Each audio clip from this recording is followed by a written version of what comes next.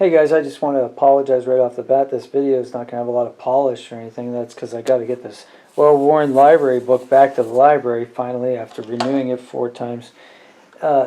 Here's the thing. This book has taught me a lot. And, you know, I don't know if you're a Tony Robbins fan or not, and I understand there are people out there that like him, and there's people out there that don't like him. But the thing is with Tony Robbins is that he has access to people because of his notoriety, his fame, and his money that I personally don't have access to, probably never will, and that many of you may or may not.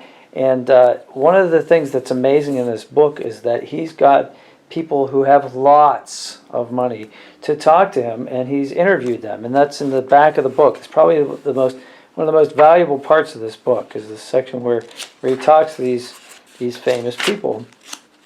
So he's got people like, you know, he talks to Jack Bogle, but here's one in particular, and this is just an illustrative point. I'm not trying to make fun of anybody or anything, but this billionaire, his name's Marc Faber, okay, and they call him Dr. Doom because he's a naysayer. Well, just follow with me on this. Okay, so Tony's asking him like where investors should invest, and keep in mind, okay, this book was written in 2014. Okay, it was since revised in 2017, I think. There's a newer edition out, but this interview apparently takes place around 2014 or just before 2014. So Tony asks Mr. Faber, what do you think of the markets these days? And Marc Faber says, I think there's still risk in the emerging world, and it's still too early to buy their currencies and stocks. Okay.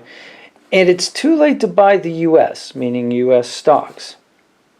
I don't want to buy the S&P index, the S&P 500 index, after it reaches 1800. I don't see any value. So the best thing is to do nothing. All right, so here's Marc Faber in 2014. He's saying that the S&P 500 index is too high at 1800. Right, so let's just give him the benefit of the doubt. Let's say that the S&P 500 index, I don't know if you can see this or not. Here you go. On January 17th in early 2014 was at 1838. Okay. Now, can you see this at the top? Today's date is October 21st, 2019. Okay. Here, just so you guys know, here's October 18th, 2019. And here at the top is October 21st, 2019. And now the S&P 500 is over 3,000. Okay. That's the index. 1,800 was high when he had this interview. And now it's at 3,000. So what does that tell me? Is Marc Faber an idiot? No. What I'm saying is these guys, okay, that are interviewed in this book, they have a lot of money. They spend a lot of their time thinking about money. They can get it wrong too. Okay? That's the lesson that this says to me. I'm not pointing to this guy saying, haha, you have a lot of money and you didn't invest in blah, blah, blah. I'm not saying that. What I'm saying that is that these guys can get, if these guys can get it wrong, what does that say for the rest of us? The rest of us who don't spend every waking moment thinking about this stuff, who don't have jobs in the financial sector, who are trying to invest our money wisely and trying to make money in the stock market, what does that say to us? I think there are some important lessons to take away from this. One is that, you know, if these guys can be wrong, I certainly can be wrong. And a lot of times when I'm right, I might be right, but for the wrong reasons. I might be just getting lucky. It's like I always say about casinos. My friends like to go to the casino. I don't.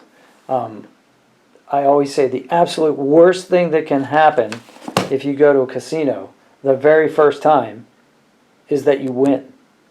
Because if you win the first time, you might think that you had something to do with that, and it wasn't just chance.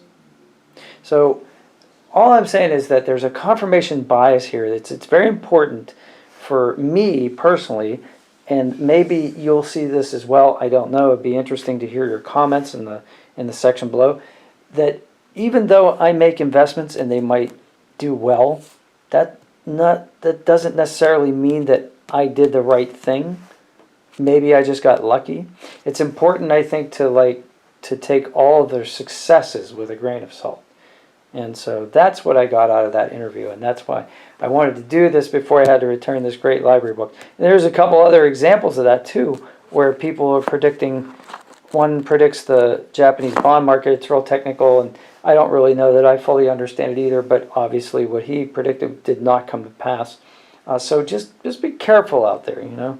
I'm not saying that it's not necessary to educate yourself about money, but I'm saying that, like, it's very easy to overvalue. It's very easy. It would be very easy for me to overvalue my own knowledge about what I know about money.